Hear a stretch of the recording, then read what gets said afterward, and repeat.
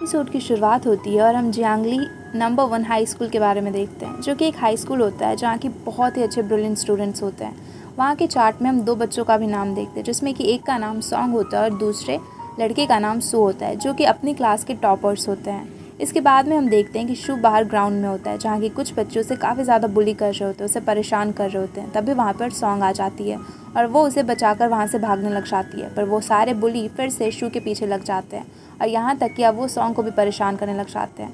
पर तभी हम ये देख पाते हैं कि शू के पास में कुछ पावर्स होते हैं। वो अपने हाथों को अपने नाक के पास में टच करता है और उससे कुछ वाइब्रेशन जैसा निकलता है, जैसे कि सारे लोग वहीं पर गिरने लग जाते हैं। उन्हें काफ़ी चोट लगती है। शू को तो उनको टच भी करना नहीं पड़ रहा था, पर तभी वहाँ पर कुछ होता है। हम देखते हैं कि सॉन्ग शू को पकड़ती है, पर जैसे ही वो उसका हाथ पकड़ती है तो शू अपने पावर्स को यूज़ ही नहीं कर पा रहा होता है। अचानक से सब कुछ रुक जाता है और शू चाह कर भी अपने पावर्स को यूज़ नहीं कर पाता है, जिस वजह से कि एक बुली उसे आकर फिर से पीट भी देता है।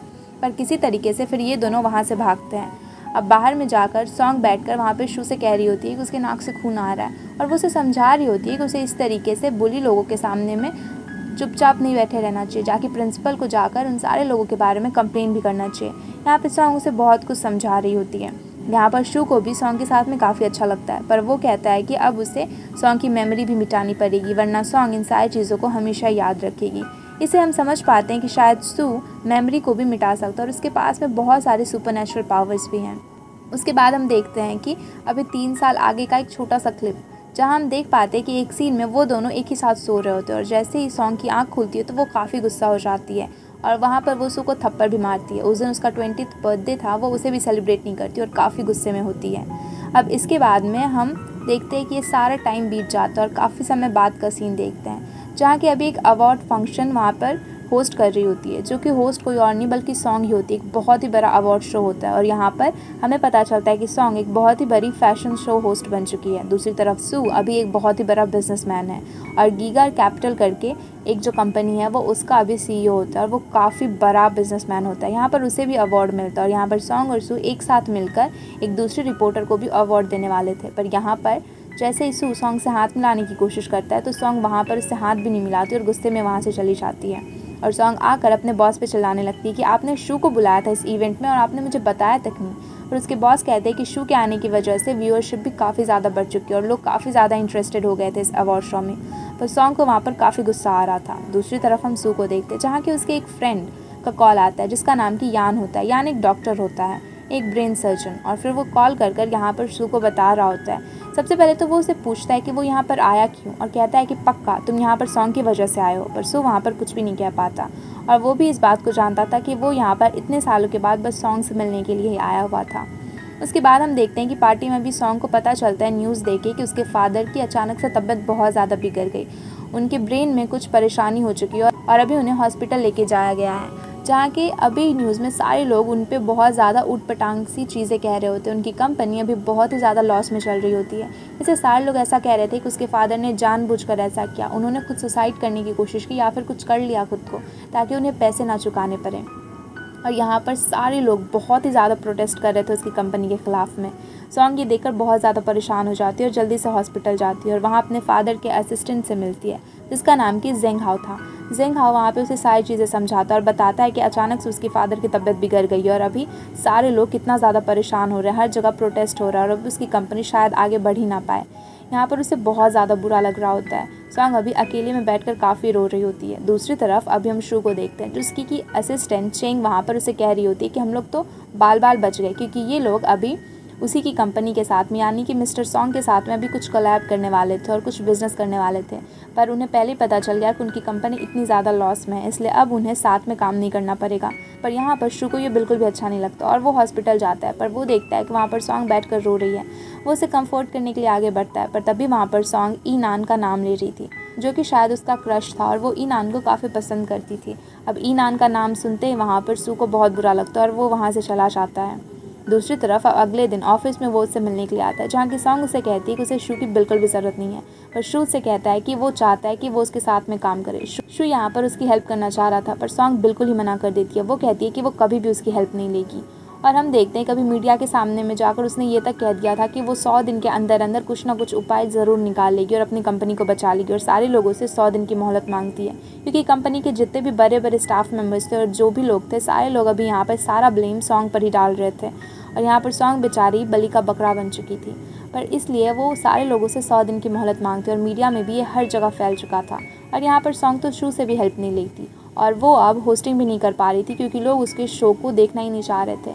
वो अपने फादर के कुछ फ्रेंड्स से मिलने के लिए जाती है एक बड़े से पार्टी में, जहाँ की वो किसी की हेल्प ले सके, पर वहाँ पर कोई भी उसकी हेल्प नहीं कर रहा होता है।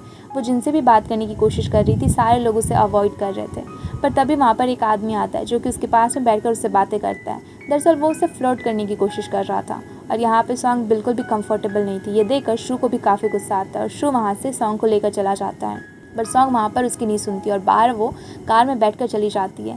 पर तभी वहाँ पर शू को ये भी पता चल जाता है कि उसने कार को वहाँ पर कुछ समय के लिए बस ऐसे ही रेंट पे लाई हुई है, और फिर वहाँ पर उसे पैदल जाना पड़ेगा, इसलिए अभी शू भी उसके पीछे पीछे जाता है। तभी वो देखता है कि सॉन्ग अब गाड़ी से उतरकर अकेले जा रही होती है। तभी कुछ लोग उसे परेशान करने लग जाते हैं, जिससे कि शू उन्हें बचा लेता है। और यहाँ पर फिर से वही चीज़ होती है, जब भी सॉन्ग उसका हाथ पकड़ रही थी या उसे हटाने की कोशिश कर रही थी, जब भी वो सॉन्ग के टच में था, तो शू अपने पावर्स को यूज़ ही नहीं कर पा रहा होता है। और दूसरी तरफ हम उसके फ्रेंड यानी कि यान को बोलते हुए सुनते हैं। वो हॉस्पिटल में बैठा हुआ बातें कर रहा होता है, वहीं पर वो कह रहा होता है अपने कुछ स्टूडेंट से कि कुछ लोग ऐसे होते हैं जिनके ब्रेन में कुछ ऐसा होता है कि वो लोग अपने ब्रेन को नॉर्मल ह्यूमन से बहुत ही ज़्यादा अच्छे तरीके से यूज़ कर पाते हैं, और इस वजह से वो बहुत सारी ऐसी चीज़ें कर लेते हैं जो कोई भी नॉर्मल ह्यूमन नहीं कर सकता, और उन्हें हम सुपर पावर्स कहते हैं। वो सब कुछ बस ब्रेन की वजह से होता है, लेकिन इन सारे लोगों में जल्दी मरने का या फिर उनके साथ कुछ गलत होने का भी खतरा रहता है, क्योंकि ब्रेन इतना सब कुछ संभाल नहीं पाएगा।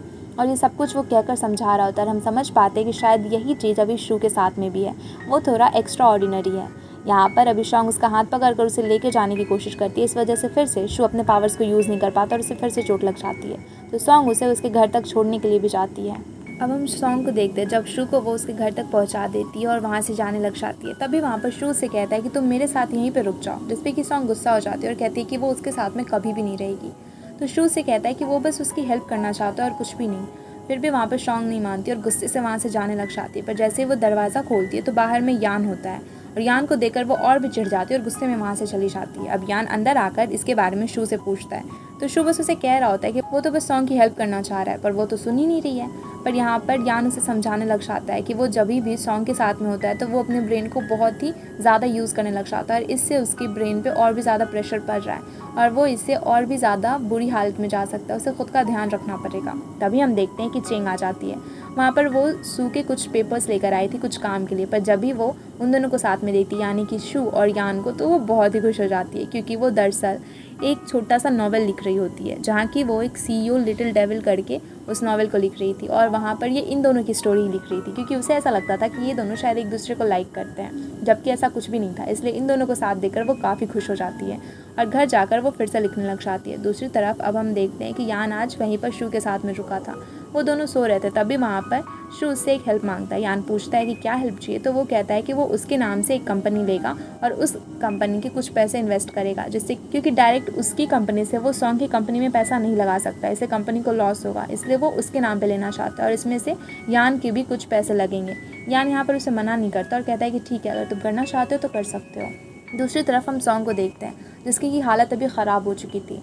वो सबसे पहले तो जब ऑफिस जाती है तो वहाँ उसके बॉस उसे काम से निकाल देते हैं, क्योंकि उसके शो को कोई भी लोग देखना नहीं चाहते थे और भी बहुत ज़्यादा मास प्रोटेस्ट हो रहा था उसके अगेंस्ट में, तो उस शो को बंद करना पड़ जाता है और इस वजह से सॉन्ग को भी वो काम से निकाल देते हैं। दूसरी तरफ सॉन्ग जब घर आती है तो उसे बिल्स पे करने पड़ जाते हैं और अभी तो उसके पास में नौकरी भी नहीं थी, इसलिए वो कुछ भी बिल्स को भी पे नहीं कर पा रही होती है। तो वो हॉस्पिटल में अपने डैड के पास में चली जाती है, पर वहाँ पर डॉक्टर उसे बताते हैं कि वो पेशेंट के रूम में नहीं रुक सकती, इसलिए उसे कहीं और जाना पड़ेगा। इसलिए वो अपना सामान लेकर बाहर आती है। अब उसके पास में कोई भी ऑप्शन नहीं बचा था। अब वो डॉक्टर से मिलने के लिए जाते, तभी डॉक्टर उसे बताते हैं कि उसके फादर की भी तबीयत कुछ ज़्यादा सही नहीं है और इसलिए उन्हें एक दूसरे डॉक्टर यानी कि यान, जो कि अभी एक ब्रेन सर्जन है, उसके पास में जाना चाहिए। और अब यान के बारे में वो जब चेक करती है तो उसे पता चलता है कि इसी लड़के को तो उसने उस दिन शू के घर के बाहर में देखा था। अब इसलिए वो शू के यहाँ पे जाने को राज़ी हो जाती है, पर जाकर वहाँ पे दोनों कॉन्ट्रैक्ट में साइन करते हैं और यहाँ पर वो कहती है कि अगर वो इस कॉन्ट्रैक्ट को साइन करेगी, उसके साथ में रहेगी, सब कुछ करेगी, तो उसे भी यहाँ पे उसकी हेल्प करनी पड़ेगी। यान जो उसका फ्रेंड है, उसे उसके फादर का ट्रीटमेंट करना पड़ेगा। शू भी इस चीज़ के लिए मान जाता है। शू कहता है कि वो उसकी कंपनी में इन्वेस्ट करेगा, पर अभी सॉन्ग को भी बहुत ही अच्छे तरीके से काम पर ध्यान देना पड़ेगा। इस चीज़ के लिए वो भी मान जाती है। तो अभी जल्दी से शू उसके लिए एक बहुत ही अच्छे से रूम को प्रिपेयर करने लग जाता है, पर सॉन्ग वहाँ पे दूसरे रूम में ऐसे ही चली जाती है और कहती है कि कुछ भी प्रिपेयर करने की ज़रूरत नहीं है। और अभी सॉन्ग यहाँ पे बिल्कुल भी उस पर ध्यान नहीं दे रही होती है, वो उससे सही से बात भी नहीं कर रही होती है। शू उसके लिए खाना भी बनाता है, पर वो खाना भी नहीं खाती। रात में जब उसे खाना खाने के लिए कहता है तो वो बाहर चली जाती है और सुपरमार्केट में चली जाती है और जितने भी खाने बाहर में रखे थे सबको टेस्ट करने लग जाती है और इसी तरीके से वो खाने लग जाती है, क्योंकि उसके पास में पैसे तो थे नहीं। तभी वहाँ पर शू आ जाता है और सॉन्ग ने जिस जिस चीज़ों को भी देखा था उन सारी चीज़ों को वो खरीद कर ले आता है। यहाँ पर सॉन्ग को काफ़ी गुस्सा आता है उस पर। वो बिना कुछ बोले रूम में चली जाती है। रात में शू उसके पास में आता है और वो उसे बहुत सारी बुक्स भी देता है और कहता है कि उसे इन सारी बुक्स को पढ़ना पड़ेगा, तभी तो वो सही से काम कर पाएगी। अब अगले दिन उसका बर्थडे भी होता है, इसके लिए वो बहुत ही अच्छे से उसके लिए केक लेकर आता है। पर यहाँ पर वो देखते ही सॉन्ग को बहुत गुस्सा आता है, क्योंकि उसके 20th बर्थडे पर ही ऐसा कुछ हुआ था जिससे कि वो दोनों अभी तक एक दूसरे से दूर हैं, क्योंकि वो लोग उस दिन काफ़ी ज़्यादा ड्रंक थे और एक साथ ही सो गए थे और उन दोनों में से किसी को भी याद नहीं था कि उस दिन हुआ क्या था। पर वहाँ पर सुबह जब सॉन्ग उठती है तो वो शू को अपने पास में देखती है। इस वजह से वो बहुत गुस्सा थी उससे और वो इसी वजह से अभी भी उससे बात नहीं करना चाहती थी। अब वो उस दिन काफ़ी सैड थी। वो ईनान को कॉल करती है और उससे बातें कर रही होती है। फिर रात में जब वो आती है तो वो कुछ अपने एक ऑनलाइन फ्रेंड से बात करती है, उसे बताती है कि वो अपने बर्थडे को सेलिब्रेट करना चाहती है, पर आज उसे बहुत ही ज़्यादा बुरा फील हो रहा है। और वो ऑनलाइन फ्रेंड कोई और नहीं बल्कि शू ही होता है, इसलिए वो उसके लिए फायरवर्क्स भी करता है, जिसे देखकर सॉन्ग काफ़ी ज़्यादा खुश हो जाती है। उसे ये नहीं पता होता है कि ये सब कुछ दरअसल शू ही कर रहा है। उसे तो लगता है कि बस ऐसे किसी और ने किसी और के लिए किया होगा, तो वो बस उसको एंजॉय करती है। उसे काफ़ी अच्छा लग रहा होता है ये देखकर। उस दिन वो काफ़ी अच्छा भी फील करती है और रूम में आकर वो पूरी रात अच्छे से पढ़ाई भी करती है, सारे बुक्स को पढ़ती है ताकि वो अच्छे से बहुत ही अच्छा कर सके और सुबह जाकर सो जाती है। सुबह अब जब शू उठता है तो देखता है कि सॉन्ग अभी तक सो रही है, तो वो बिना कुछ बोले वहाँ से बाहर चला जाता है मॉर्निंग वॉक के लिए। और तभी उसकी सेक्रेटरी वहाँ पे चेंग भी आ जाती है, जो कि अंदर आते ही सॉन्ग को देख के तो बिल्कुल शॉक ही हो जाती है कि सॉन्ग यहाँ पे क्या कर रही है। अब सॉन्ग जल्दी से वहाँ पर चेंग को अंदर लेकर जाती है। चेंग वहाँ से पूछती है कि तुम यहाँ पर क्या कर रही हो, तो सॉन्ग उसे बताती है कि शू ने उसे उसके असिस्टेंट बन के रहने के लिए कहा है, कुछ समय के लिए, शायद 100 दिन के लिए। तो चेंग कहती है मतलब मेरा पत्ता कट गया, जिस पे कि सॉन्ग हंसने लग जाती है और कहती है कि ऐसा कुछ नहीं है, वो बस कुछ समय के लिए ही बस शू के साथ में काम करेगी और सब कुछ तो वैसे भी चेंग ही करने वाली है, वो कुछ भी नहीं करेगी। उसके बाद में वो उसे ड्रॉप करने के लिए भी जाती है, जहाँ के रास्ते में चेंग उसे कह रही होती है कि उसे सॉन्ग का मेकअप बहुत ज़्यादा पसंद है, वो कितने अच्छे से मेकअप करते हैं, वो उसे भी सिखाएगी। जिस पे कि सॉन्ग कहती है कि वो उसे ज़रूर सिखा देगी और फिर वो बहुत ही ज़्यादा प्रिटी भी लगेगी। इस बात को सुनकर वो खुश हो जाती है। फिर सॉन्ग अपनी फ्रेंड नुआन के पास में जाती है ऑफिस में, जहाँ की नुआन एक सेलिब्रिटी का इंटरव्यू लेने वाली थी, पर वो सेलिब्रिटी काफ़ी ज़्यादा गुस्सा हो रही थी और कह रही होती कि नुआन कितनी ज़्यादा सिंपल लग रही है, वो बिल्कुल भी अच्छी नहीं लगेगी उसके साथ में इंटरव्यू में। जिस पे कि वहाँ पर सही टाइम पर सॉन्ग आकर सब कुछ संभाल लेती है और कहती है कि नुआन ने तो जानबूझकर ये किया है ताकि सारा सब कुछ जितने भी लोग देखें उन सारे लोगों का अटेंशन सिर्फ और सिर्फ उस एक्ट्रेस पर ही रहे, बल्कि नुआन पर ना जाए, इसीलिए वो इतने सिंपल से ड्रेस में है। अब ये सुनकर वो सेलिब्रिटी भी खुश हो जाती है और वो इंटरव्यू देने लग जाती है। नुआन भी वहाँ पर उसे थैंक यू कहती है। अभी हम देखते हैं कि यान बार बार शू को कॉल कर रहा होता है, पर शू तो बिल्कुल भी कॉल उठा ही नहीं रहा होता है। अब इससे यान को गुस्सा आ जाता है, क्योंकि उस बेचारे ने तो आज बास्केटबॉल खेलने का सोचा था, पर यहाँ पर शू ने तो उसको ऐसे ही छोड़ दिया। तो वो फिर यहाँ पे चेंग को भी कॉल करता है। चेंग उससे मिलने के लिए हॉस्पिटल में भी जाती है और ये जानकर वो बहुत ही खुश होता है, क्योंकि उसे तो पूछना था कि शू आखिरकार क्या कर रहा है। अब वो जल्दी से जाकर ये सब कुछ पूछने लग जाता है। दूसरी तरफ अब हम घर पे सॉन्ग को देखते हैं, जो कि अपने लिए खाना चढ़ाती है गैस पर और वो नहाने के लिए चली जाती है, पर बाथरूम में उसे नल ही टूट जाता है और पूरा पानी बिखर जाता है और वो ज़ोर से चिल्लाती है। ये सुनकर जल्दी से शू अंदर जाता है और वो फिर उसे टॉवल में लपेटता है और किसी तरीके से नल को बंद करता है। और जैसे वो बाहर आता है तो देखता है कि गैस पर वो खाना चढ़ा था वो भी पूरा जल चुका है। अब इससे वो गुस्सा हो जाता है। पहले तो वो सॉन्ग को बिठाता है और कहता है कि वो किस तरीके से बिज़नेस संभालेगी जब उसमें बिल्कुल भी डिसिप्लिन नहीं है। तो वो कहती है कि अभी जो हुआ उसका बिज़नेस से क्या लेना देना। तो शू उसे समझाता है कि डिसिप्लिन तुम में तो वही नहीं है, तो तुम कंपनी को कैसे रन करोगी। और इसलिए वो उसे डिसिप्लिन सिखाने के लिए सबसे पहले घर के कामों से शुरू करता है। वो उसे सारे काम करवाता है और अच्छे से हर एक चीज़ को जगह पर रखना सिखाता है, टाइम मैनेजमेंट सिखाता है। और वो पूरा दिन काम करते करते बेचारी सॉन्ग का तो हालत ही ख़राब हो जाता है। शू उससे हर एक काम करवाता है, किस तरीके से किचन साफ़ करना है, किस तरीके से उसे अपना बेड बनाना है, रूम साफ़ करना, हर एक चीज़। यहाँ पर वो बहुत ही ज़्यादा परेशान हो जाती है, इतना ज़्यादा शू के बार बार उससे काम करवाने की वजह से। और फिर शाम को जब वो फ्री होती है तो वो बहुत खुश होती है, क्योंकि उसे ईनान का कॉल आता है। वो उससे बोलता है कि वो अभी चाइना पहुंच चुका है, वो एयरपोर्ट पे है, इसलिए वो उसे लेने के लिए आ सकती है। इससे वो बहुत खुश हो जाती है और बहुत ही अच्छे से तैयार होकर जाने लग जाती है। पर इसमें अब शू को बिल्कुल भी अच्छा नहीं लग रहा होता है, क्योंकि कुछ समय पहले वो यान के साथ में गेम खेलने के लिए गया था, जहाँ कि वो यान से भी यही पूछ रहा था कि लव राइवल को किस तरीके से हराए, पर यान एक भी अच्छा वाला उसको सॉल्यूशन नहीं बताता। इससे बेचारा शू भी परेशान हो जाता है। फिर वो घर आता है और शॉन्ग को इतने अच्छे से तैयार होकर जाते हुए देखता है, तो कहता है कि तुम्हें बता के जाना पड़ेगा तुम कहाँ जा रही हो। सॉन्ग कहती है कि अब इसमें मैं क्या बताऊँ कि मैं कहाँ जा रही हूँ। तभी शू कहता है कि हमारे कॉन्ट्रैक्ट में ऐसा लिखा था कि कोई भी बाहर जाएगा तो वो ज़रूर पार्टी ए को बताएगा। अब इस पे उसे बताना पड़ जाता है कि वो अपने फ्रेंड को लेने के लिए जा रही है, पर तभी सू उसे कहता है कि उसे भी ज़रूरी काम है और वो उसे सुपरमार्केट लेके चला जाता है। अभी सॉन्ग बेचारी इतने अच्छे से तैयार होकर मॉल में जाकर उसके लिए सामान लेने लग जाती है और मार्केट से उसके लिए सब्जियाँ ख़रीदने लग जाती हैं।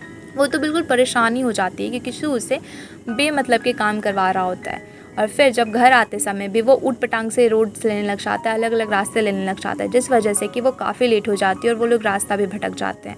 अब इस पे सॉन्ग को उस पर बहुत गुस्सा आता है। फिर वो अपने फ्रेंड नुआन को कॉल करती है और कहती है कि वो ईनान को एयरपोर्ट से पिक कर लें। तो नुआन भी मान जाती है और फिर वो उसे ले आती है। अब घर आकर सॉन्ग तो बहुत गुस्सा आती है और सू पे बहुत चिल्लाती भी है, क्योंकि उसकी वजह से ये सब कुछ हुआ। पर सू को तो इस पर मज़ा आ रहा था कि एटलीस्ट सॉन्ग मिलने तो नहीं गई ना ईनान से। दूसरी तरफ नुआन उसे कॉल कर बताती है कि उसने ईनान को उसके घर तक ड्रॉप कर दिया। ये सुनकर सॉन्ग को अच्छा लगता है और वो सो जाती है। अब अगली सुबह सॉन्ग और सू दोनों ही ऑफिस पहुँचते हैं, जहाँ कि हम देखते हैं कि ईनान की भी एंट्री हो जाती है और ईनान वहाँ पर बहुत ही अच्छे से सॉन्ग से बात करने लग जाता है। सू तो बिल्कुल ही जल रहा होता है और ये सारी चीज़ों को वहाँ पे चिंग नोटिस कर रही होती है। वो तो एकदम शॉक ही रहती है और उसे लगता है कि क्या सच में ये दोनों एक दूसरे को पसंद करते हैं, पर उसके दिमाग में तो अभी कुछ चल ही नहीं रहा होता है। वो तो बस हर एक चीज़ को नोटिस करके और भी ज़्यादा खुश हो रही होती है। यहाँ तो अलग ही चीज़ चल रहा है, वो तो अलग ही सोच रही थी। उसके बाद देखते हैं कि जब सारे लोग लिफ्ट से बाहर आते हैं तो अभी सॉन्ग और ईनान एक दूसरे से बात करने लग जाते हैं और ईनान और सॉन्ग गले भी मिलने वाले होते हैं। पहले तो वो लोग हाथ मिलाने की कोशिश करते हैं, पर वहाँ दूर से सू इन सारी चीज़ों को देख रहा था और वो अपने पावर्स को यूज़ करता है, जिससे कि सॉन्ग के हाथ में शॉक सा लगता है और वो अचानक से अपना हाथ पीछे कर लेती है। और ईनान को कुछ समझ नहीं आता, वो थोड़ा ऑकवर्ड हो जाता है, इसलिए उसे लगता है कि शायद ये अभी हाथ मिलाना नहीं चाहती होगी या फिर सबके सामने पता नहीं क्या हुआ, इसलिए वो बेचारा भी थोड़ा ऑकवर्ड हो जाता है और फिर वो दोनों दूर दूर खड़े हो जाते हैं। वहाँ पे सॉन्ग को भी समझ नहीं आता कि ऐसा क्यों हुआ, और ये सब कुछ का वहाँ पे सू तो बिल्कुल ही मज़ा उठा रहा होता है। उसके बाद फिर अभी हम देखते हैं कि अभी सॉन्ग की कंपनी में एक बहुत ही बड़ी मीटिंग होने वाली थी, जहाँ के जितने भी शेयर होल्डर्स थे, जो भी बड़े बड़े एम्प्लॉयज़ थे, जो भी बड़े लोग थे जो काम कर रहे थे, सारे लोग उस मीटिंग में आने वाले थे। और यहाँ पर सॉन्ग को तो बिज़नेस के बारे में कुछ ज़्यादा पता ही नहीं होता है, वो काफ़ी ज़्यादा नर्वस होती है, पर शू उसे अच्छे से समझाता है और वो उसके कानों में ईयरपोड्स पे लगा देता है और कहता है कि वो उसे इंस्ट्रक्शन देते रहेगा और उसे बिल्कुल वैसा ही करना है। सॉन्ग यहाँ पे काफ़ी ज़्यादा घबराई हुई थी, पर शू उसे समझाता है कि सब कुछ अच्छा होगा, वो बस अंदर मीटिंग में जाए। और अभी सॉन्ग यहाँ पर मीटिंग में जाती है, जहाँ के सारे लोगों को तो पता ही था कि उसे बिज़नेस के बारे में कुछ पता नहीं है, इसलिए वो कुछ भी बोलने लग जाते हैं और उसे ऊट पटांग से एडवाइसेस देने लग जाते हैं। सारे लोग बस अपना बेनिफिट देख रहे होते हैं, अपना अच्छा सोच रहे होते हैं, और उसकी कंपनी के बारे में वहाँ पर कोई भी कुछ भी नहीं सोच रहा होता है। सारे लोग तो और भी जो बची खुची चीज़ें होती है कंपनी में वो लूटने पे लगे थे। पर यहाँ पर सॉन्ग अपने लिए एक स्टैंड लेती है और वहाँ पर वो काफ़ी अच्छे अच्छे सारे लोगों को डिसीजंस बताती है अपने बारे में, वो क्या क्या सोच रही है, कंपनी के बारे में क्या सोच रही है, सब कुछ वहाँ पे बताती है। सारे लोग तो बिल्कुल शॉक ही हो जाते हैं कि सॉन्ग को इतना ज़्यादा कैसे पता, पर उन लोगों को तो पता ही नहीं होता है कि शू उसे सब कुछ बता रहा होता है, वो बस उन सारी चीज़ों को सुन कर रिपीट कर रही होती है, जिस वजह से कि सारे लोग वहाँ पे काफ़ी ज़्यादा शॉक होते हैं। और यहाँ पे सॉन्ग बहुत ही कॉन्फिडेंटली सारे लोगों से कहती है कि वो अपनी कंपनी के बारे में आगे क्या सोच रही है और कहकर वहाँ से निकल जाती है। पर जैसे ही शू के सामने आती है तो वो बहुत घबरा जाती है, क्योंकि वो काफ़ी नर्वस थी। वो पानी पीती है, शू तो उसे देखकर हंसने लग जाता है, पर कहता है कि उसने काफ़ी अच्छा किया। और इसके बाद में हम देखते हैं कंपनी में, जहाँ के सारे लोग अभी बस इन दोनों के बारे में ही बात कर रहे होते हैं, शू के बारे में और ईनान के बारे में, कि वो दोनों काफ़ी ज़्यादा हैंडसम है और दोनों के दोनों सॉन्ग के पीछे पड़े हुए हैं। वो लोग सोच रहे होते हैं कि सॉन्ग किसके साथ में अच्छी लगेगी और सॉन्ग को किसके साथ में जाना चाहिए। सारे लोग इसी के बारे में बात कर रहे होते हैं और वहाँ पर चैंग तो इन सारी चीज़ों को बस सुन रही होती है कि आखिर चल क्या रहा है इन सारे लोगों के बीच में।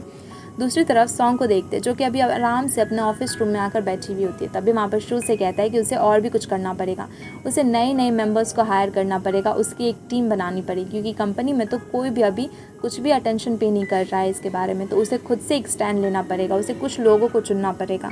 यहाँ पर शू से समझाता है। सॉन्ग तो पहले बहुत सोचती है, वो अनाउंसमेंट भी करती है, पर वहाँ पर उसे कोई भी अच्छे एम्प्लॉयज़ नहीं मिल रहे होते हैं। फिर वो जेंगहाओ के साथ में बैठी हुई होती है, जेंगहाओ भी उसे समझा रहा होता है, पर यहाँ पर उन दोनों को कुछ भी समझ नहीं आता। पर तभी वो लोग गेम खेल रहे होते हैं और गेम खेलते खेलते उसके दिमाग में आइडिया आता है। सॉन्ग कहती है कि यहाँ पे भी तो ग्राफिक डिज़ाइनिंग वगैरह होती है ना, यहाँ भी तो बहुत कुछ होता है, और वो यहाँ से अपनी कंपनी के लिए इंसान को चुन सकती है, किस एम्प्लॉय की ज़रूरत है उसे वो सब कुछ चुन सकती है।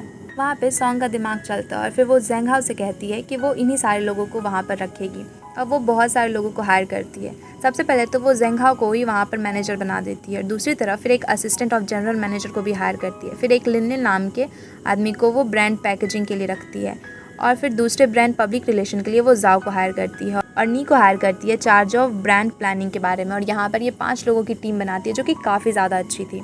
और फिर इन सारे लोगों के बारे में वो शू को भी बताती है, और शू को भी ये टीम काफ़ी ज़्यादा पसंद आती है। पर वो देखता है कि ये लोग काम करने से ज़्यादा तो बस एक दूसरे के साथ में गेम ही खेलते रहते थे। वो जब भी देखता था सॉन्ग हमेशा इन सारे लोगों के साथ में काम पर फोकस करने से ज़्यादा गेम पे फोकस कर रही होती है। इसलिए शू उसे फिर से डांटता है और सॉन्ग को समझाता है कि उसे इस तरीके से नहीं करना चाहिए और बल्कि कंपनी पर ध्यान देना चाहिए। तो फिर वो वहाँ पे कहती है कि वो कंपनी पे ध्यान देगी ना, लेकिन पहले वो फ्रेंडली होना चाह रही है, सारे लोगों से अच्छा बॉन्ड बनाना चाह रही है, ताकि फिर वो लोग एक साथ बहुत अच्छे से काम कर सकें। पर यहाँ पे तो शू का दिमाग ही ख़राब हो गया था सॉन्ग की ऊट पटांग से ख्यालों को सुनकर।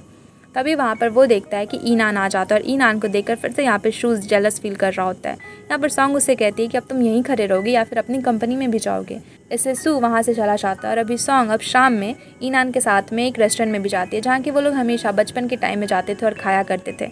वहाँ पर वो दोनों खाना भी खाते हैं और अपनी पिक्चर्स को भी पोस्ट करते हैं। अब इन पिक्चर्स को देख के वहाँ पे शू को काफ़ी ज़्यादा गुस्सा आ रहा होता है। दूसरी तरफ इन सारे पिक्चर्स को नुआन भी देखती है, और वो फिर एक पिक्चर की तरफ देखती है जिसमें कि नुआन होती है, ईनान होता है और साथ में सॉन्ग होते हैं। जैसे कि हम समझ पाते हैं कि शायद नुआन वहाँ पर ईनान को पसंद करती थी, या फिर इनके बीच में ज़रूर कुछ ना कुछ तो ज़रूर था।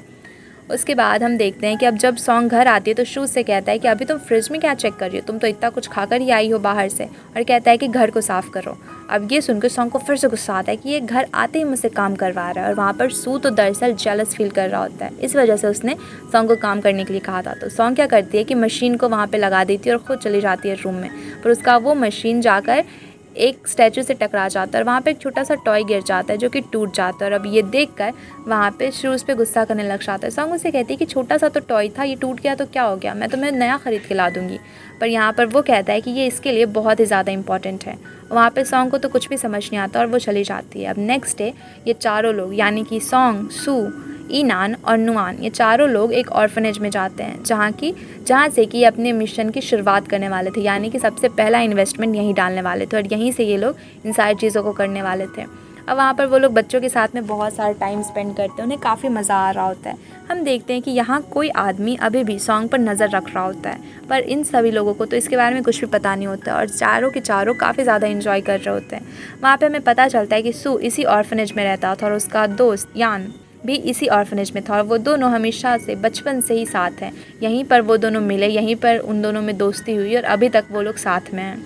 यहाँ पर टीचर उन्हें देखकर काफ़ी खुश होती है, और वो यहाँ पर यान की भी पिक्चर दिखाती है, और शू भी होता है उसमें साथ में, वो सॉन्ग को दिखाती है। फिर ये लोग प्लान करते हैं कि यहाँ पर वो लोग स्नो वाइट वाला ड्रामा भी करेंगे, जहाँ कि वो लोग एक बच्ची को स्नो वाइट बनाते हैं और बाकी सबको डॉर्फ बनाते हैं। यहाँ पर बिच भी बनाना था, और बिच जो बच्ची बनने वाली थी वो यहाँ पर किसी को नहीं मिल रही होती है, इसलिए ये सारे लोग काफ़ी ज़्यादा परेशान हो जाते हैं। पर फिर सॉन्ग और सू को वो एक रूम में दिखती है, जहाँ कि वो अकेले बैठी हुई थी, और वो वहाँ पर रो रही होती है। वो कहती है कि उसे बिच नहीं बनना, वो तो स्नो वाइट बनना चाहती थी। वो कहती है कि उसका कोई दोस्त नहीं है, इसीलिए सारे और उसे ही बिच बनाने पर लगे हुए हैं। वो लोग ही चाहते हैं कि वो चुड़ैल बन जाए, कोई उसे पसंद नहीं करता। वहाँ पर वो बहुत सैड होती है, पर यहाँ पर शू काफ़ी अच्छे से उससे बात करता है और बताता है कि बचपन में वो भी जब यहाँ पर आया था तो उसका भी कोई फ्रेंड नहीं था। तब वो यान नाम के एक लड़के से मिला, उन दोनों में बहुत बहस होती थी, दोनों काफ़ी झगड़ा करते थे, पर फिर उन दोनों में काफ़ी अच्छी दोस्ती हो गई। और वो कहता है उस बच्चे से कि तुम्हारे भी बहुत ही अच्छे फ्रेंड बन जाएंगे, इसलिए तुम बिल्कुल भी टेंशन मत लो। और उसकी बातों को सुनकर उसे काफ़ी अच्छा लगता है। फिर वो कहती है कि ठीक है, मैं भी चलूँगी। सॉन्ग उसे कहती है कि मैं तुम्हारा इतना अच्छा मेकअप करूँगी, देखना स्नो वाइट से ज़्यादा सुंदर तो हमारी विच ही लगेगी। इस पर वो बच्ची काफ़ी ज़्यादा खुश हो जाती है, और इसी के साथ में ये एपिसोड यहीं पर ख़त्म हो जाता है। थैंक्स एवरीवन फॉर वॉचिंग, और वीडियो अच्छा लगे हो तो वीडियो को लाइक करके चैनल को सब्सक्राइब ज़रूर कर देना।